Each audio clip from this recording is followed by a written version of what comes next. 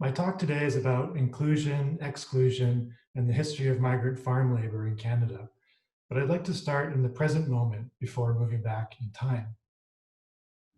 Like so many marginalized people the world over, migrant farm workers in Canada have suffered disproportionately from COVID-19. To date, approximately 1,300 migrant farm workers in Ontario have contracted the virus, with dozens more cases in other provinces.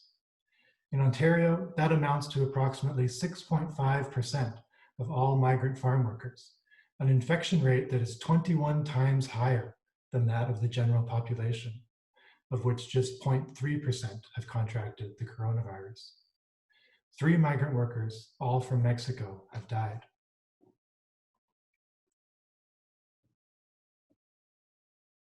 Bonifacio Eugenio Romero, Rogelio Muñoz Santos, and Juan Lopez Chaparro. Tragic as these deaths and illnesses are, the situation has come as little surprise to activists and academics involved in this domain. Migrant farm workers are typically housed in cramped quarters, sleeping close together and often sharing facilities like washrooms and kitchens among large numbers of co-workers. The stark power imbalances between employers and workers in the program, in which employers essentially have the right to summarily deport workers, have long made workers hesitant to report health issues for fear of reprisal, a fear that is entirely justified. It's hard to imagine more perfect conditions for the spread of contagious disease, and spread it has, all in spite of warnings issued to the federal government by advocates and scholars from the earliest days of the pandemic. All of this is happening in a multi-billion-dollar sector whose profits have soared in recent decades, a reality that contrasts sharply with highly effective sky is falling narratives about struggling family farmers. And if you're wondering if the Ontario or Quebec apple that you ate this morning, or the broccoli or carrot that might be in your lunch today, if you're wondering if that piece of fruit or vegetable is picked by a migrant worker, the answer is almost certainly yes. For many Canadians, the COVID disaster on Canadian farms, which received extensive media coverage, was the first time that they became aware of the plight of migrant farm workers. It is a plight that, in many ways, is defined by a blend of inclusion and exclusion. Inclusion in Canada's workforce as part of a legal guest worker program, with access to certain entitlements, minimum wage, healthcare, and workers' compensation, for example. Exclusion from the right to join or form a union, from labor mobility, that is, the right to choose or change jobs, and perhaps most centrally, effective exclusion from access to permanent residency. Given the unchecked power of employers to repatriate workers and the tendency of sending governments to blacklist so-called problem workers, it is hard to see workers' limited entitlements as rights. And they certainly aren't presented as such by power holders in the program, who prefer to characterize them as perks for which workers should be grateful. Indeed, drawing on the provocative reading of Hannah Arendt by Stephanie de Guyer and others, we might think of migrant farm workers in Canada and temporary foreign workers writ large as being excluded even from the right to have rights. While migrant farm labor in Canada seems on its face like a contemporary phenomenon, occurring in the context of globalization and large-scale capitalist food production, it in fact has a longer and richer history than most are aware of. That history is the subject of my current book project, entitled Harvesting Labor, Tobacco and the Global Making of Canada's Agricultural Workforce, under contract with McGill University Press. The book, like my talk today, uses Ontario's tobacco sector, the epicenter of migrant farm labor in Canada for much of the 20th century, as a case study to better understand the histories of farm labor and temporary foreign worker programs in Canada and the Americas. Just as in the contemporary moment, the history of migrant farm labor in Canada has been profoundly shaped by questions of inclusion and exclusion. In my talk today, I'm going to first provide a brief sketch of Ontario's tobacco sector and the experiences of the thousands upon thousands of working people who labored in it during the 20th century. I'm then going to examine the two most important guest worker programs utilized by Ontario tobacco growers during this period, which respectively brought workers to Canada from the southern United States and the Caribbean and Mexico, though in the case of tobacco, they came overwhelmingly from the Caribbean in this latter program. This scheme, the Seasonal Agricultural Workers Program, is of course the one that has been the subject of such scrutiny during the COVID-19 pandemic. And the photograph on this slide shows one of the first groups of Jamaican workers to work in Canada under this program. The photo is from around 1967. In my talk, I will demonstrate how each of these schemes in different ways were marked by racist exclusion. And for workers who did participate in these programs, the terms in which they were incorporated were also shaped by racism. By looking at these patterns of inclusion and exclusion within the case study of Ontario tobacco, I will argue that such practices did not merely determine who could work temporary farm jobs in Canada or the character of their experiences while doing so.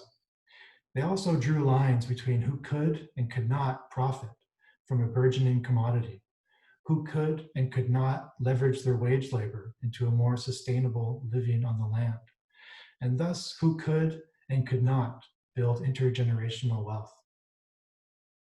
In other words, by looking in detail at the history of this particular sector, we can gain a better understanding of what inclusion meant, and therefore of the long-term consequences and costs of exclusion. Canada's tobacco belt is located in Norfolk County, Ontario, and the surrounding areas, roughly in between Hamilton and London, as you can see on this map.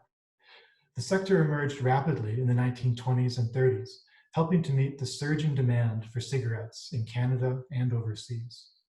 The sector quickly became one of the most profitable in Canadian agriculture, and the high labor requirements for harvesting tobacco meant that it also became the country's top destination for migrant farm workers. By the late 1930s, upwards of 25,000 workers were needed each year at harvest time, a requirement that continued into the early 1980s. About half were migrants from outside the region. And in the photograph on the upper left, you can see a very typical street scene from the major tobacco village of Delhi from the 1950s. This is a village of about 800 people year-round, and you can see its population surged during harvest time with job seekers. And downtown Delhi would have looked like this in August and early September for most of the 20th century. From the start, tobacco's workforce was remarkably diverse, including at various points workers from nearby farming areas, indigenous communities like the women in the top middle photograph, and industrial cities such as Toronto, Hamilton, and Montreal. It also included European immigrants from Belgium, Hungary, and elsewhere. And especially after World War II, growing numbers of young people, including university students, joined the tobacco workforce, coming from Ontario, Quebec, and Atlantic Canada. In the lower left photo, you can see some young job seekers. That photograph's from the 1970s. Tobacco farms employed both men and women in strictly gendered jobs, with the jobs split roughly 60-40 male-female. And the middle and right photographs depict some of those gendered jobs and the workers performing them. There was no mystery as to why this motley crew of workers was drawn to the tobacco belt each summer. Tobacco paid high wages, not just compared to other types of farms, but often higher than entry-level industrial jobs. It also, particularly from the 1920s to 1950s, offered working people remarkable opportunities at social mobility.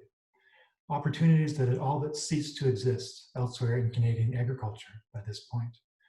Hundreds, perhaps thousands of working families, especially immigrants, were able to progress in those years from wage laborers to sharecroppers to farm owners. I'll give just one example of what this might look like by telling you about a Lithuanian couple. They're not the couple pictured in this photograph, but they were tobacco farmers at the same time, and they would have performed tasks just like this So I just give the photograph as a bit of a stand-in while I tell briefly this couple's story. Ona Alexandravicus and Julius Stradomskis were Lithuanian immigrants who, as young single adults during the 1930s, worked in garment manufacturing, in Ona's case, and agriculture for Julius. Ona and Julius married in 1936, combined their savings, secured a bank loan, and 2 years after marrying, bought a tobacco farm for $14,500. After a long career as growers, they retired in 1973, selling their farm for $270,000. And so even if you factor in inflation, that's still a six-fold return on their initial investment. In the context of the tobacco belt of the mid-20th century, Ona and Julius's story is actually entirely unremarkable. In the course of research for my book, I've come across dozens and dozens of such examples of immigrants from Europe and the US, and also Canadians making the climb from wage laborer to farm owner. In many cases, these stories culminate in farms being passed on to children. So the transfer of intergenerational wealth.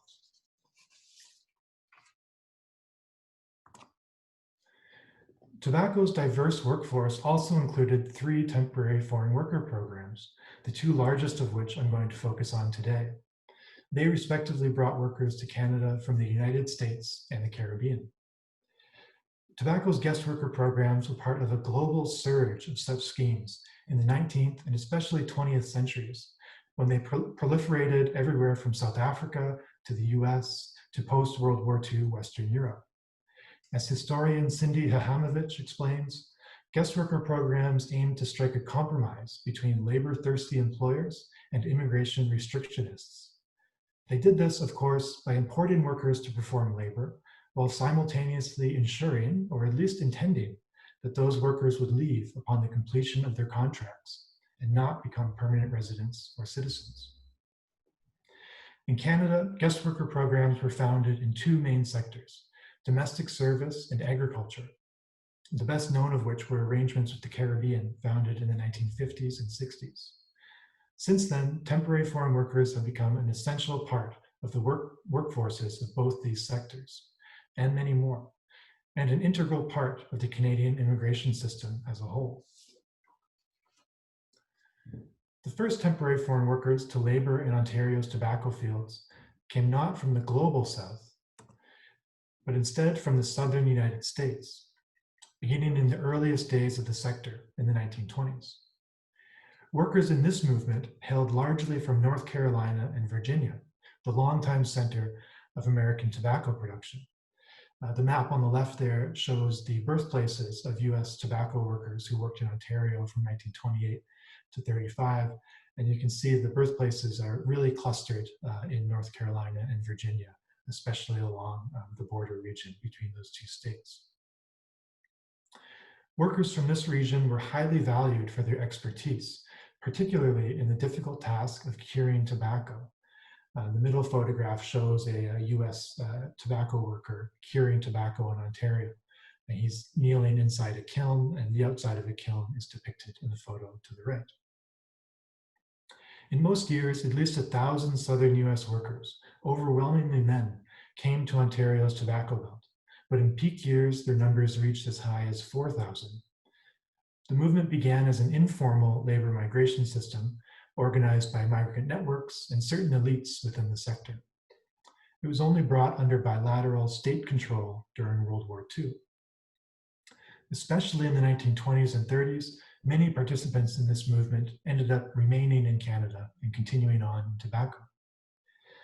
Today, I want to focus on one particular aspect of this movement, namely its racist exclusion of Black workers, and the very qualified way in which they were eventually, belatedly, included in the program, something I examined in detail in a 2018 article in the Canadian Historical Review, the citation for which is on the screen.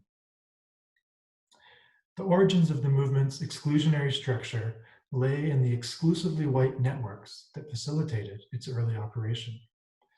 The U.S. Ontario migration was part of a global diffusion of so-called experts from the tobacco South, who helped drive the establishment of a worldwide corporate empire of tobacco in the late 19th and early 20th centuries as the popularity and production of cigarettes soared. Racist logic determined that although African Americans played critical roles at all stages of tobacco production, from farm to factory in the United States, they were not, quote, experts, and they were certainly not deemed worthy of participating in the gilded project of tobacco imperialism.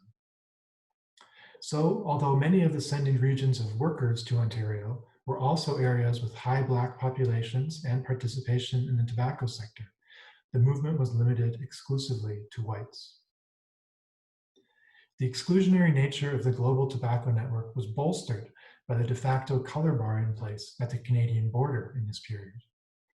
Though Blacks were not explicitly prohibited from entering the country, immigration officials shared an understanding that Blacks were not, quote, desirable immigrants, and they employed a wide latitude of discretionary powers to deny entry to most Blacks who arrived at Canadian ports of entry.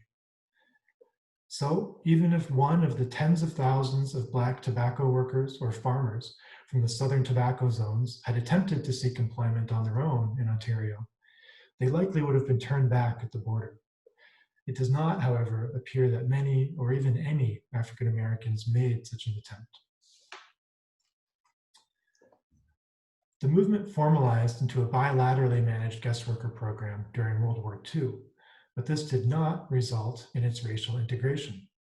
Instead, the whites-only status was absorbed into its new structure, though this was a characteristic that was rarely stated on record for fear of attracting controversy.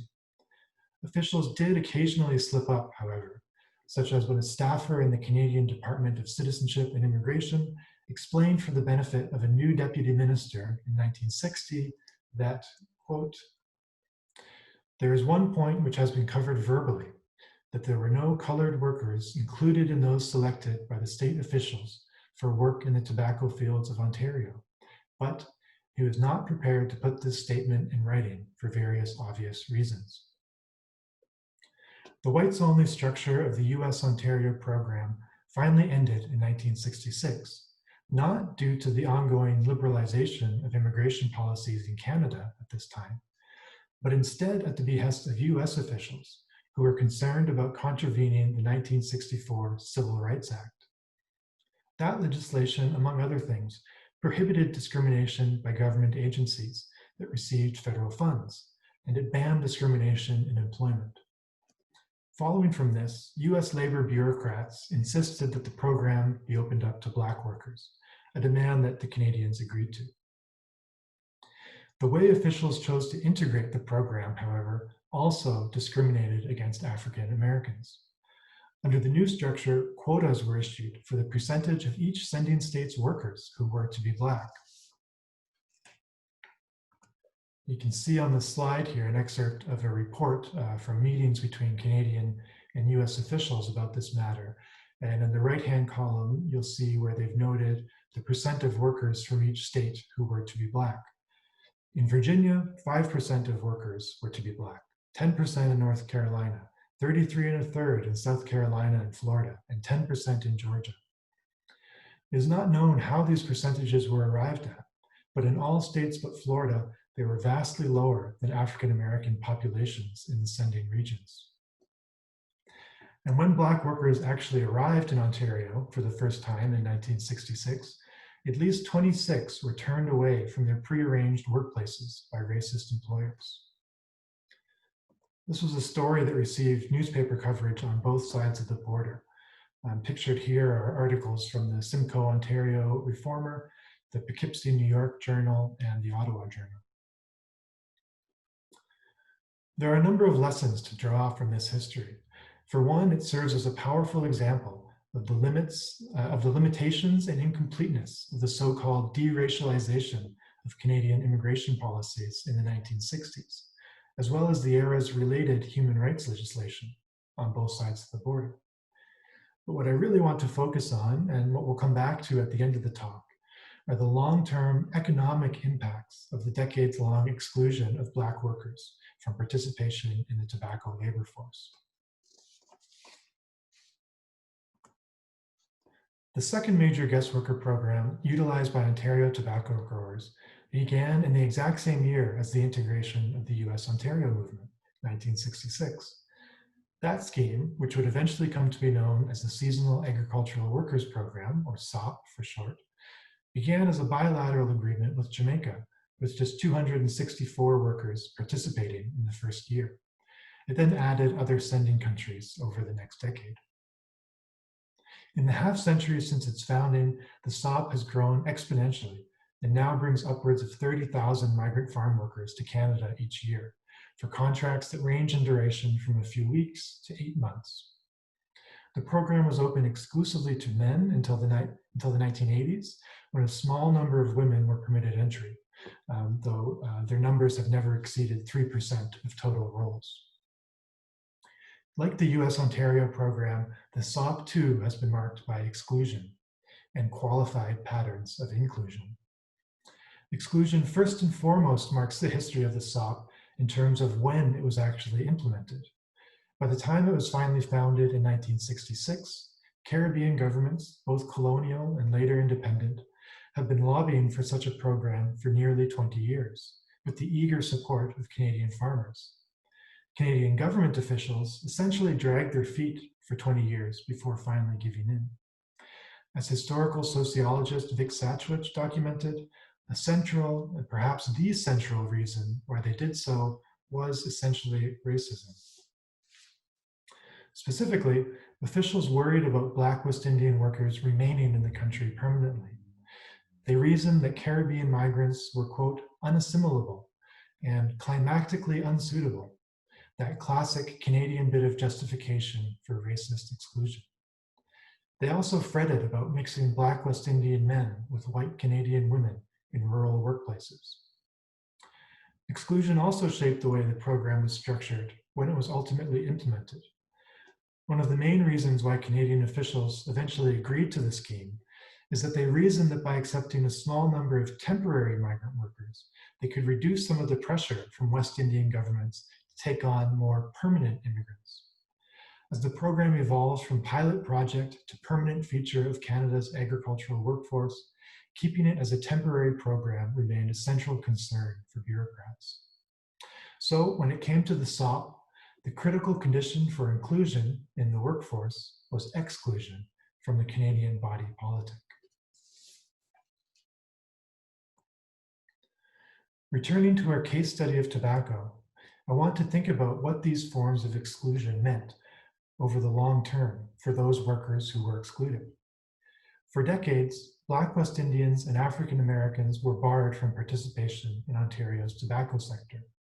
West Indians, due to government resistance to implementing a guest worker program with racist justifications, and African Americans, due to their exclusion from a long-standing labor migration in which their white neighbors freely participated and benefited from.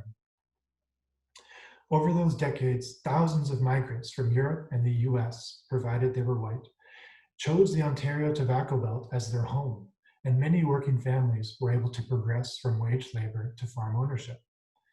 This trend cooled considerably beginning in the 1960s, when various economic challenges conspired to make social mobility in tobacco an ever harder proposition.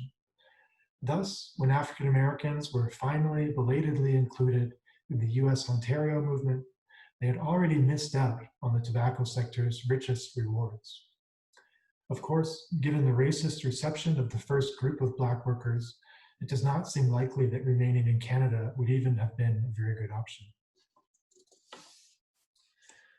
It certainly was not an option for the Black West Indian workers, who also began laboring in Ontario tobacco in the mid-1960s.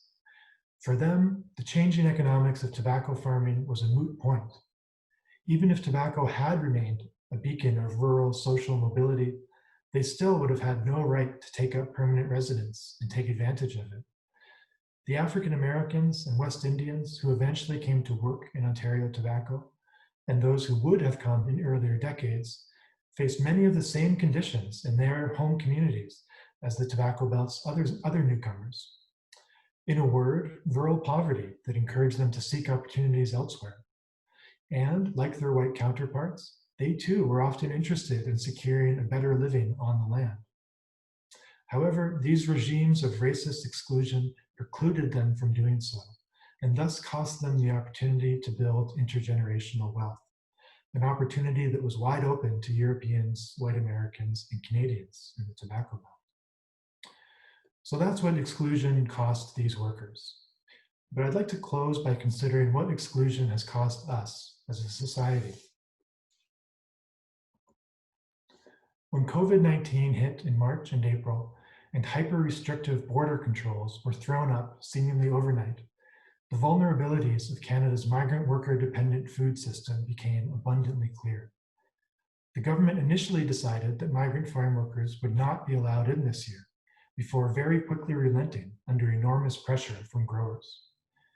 Pandemic regulations and bureaucratic challenges in both sending countries and Canada have produced significant delays in workers' travel and have resulted in much smaller numbers of workers coming, and therefore in the loss of thousands upon thousands of acres of crops.